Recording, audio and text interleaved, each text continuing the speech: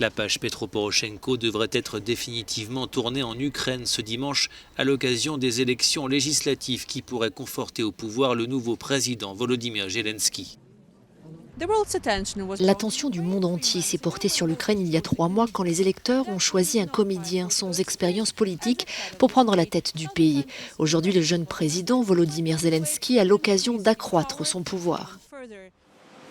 Comme lors de la dernière présidentielle, de nombreux Ukrainiens devraient faire le choix du renouveau politique en choisissant le serviteur du peuple, le nom du parti créé par Volodymyr Zelensky, crédité de près de 50% des intentions de vote par les sondages.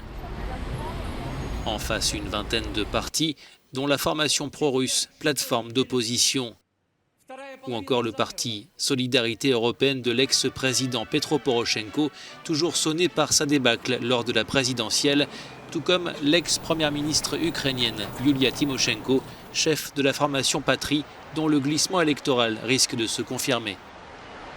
Un renouvellement important du Parlement ukrainien est attendu. Les électeurs veulent en finir avec la vieille garde politique et donner les clés du pays à de nouveaux visages. Cet analyste politique voit dans cette élection différents groupes de candidats. On peut dire qu'il y a 2 principaux groupes de candidats. Le premier et le plus important, c'est celui des représentants des entreprises. Ils ont pu investir dans la campagne et jouissent d'une bonne réputation auprès des marchés financiers.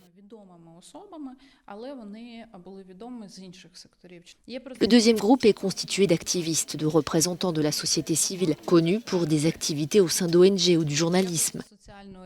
Il y a aussi des représentants locaux qui vont essayer de se hisser sur la scène nationale en se faisant élire au Parlement.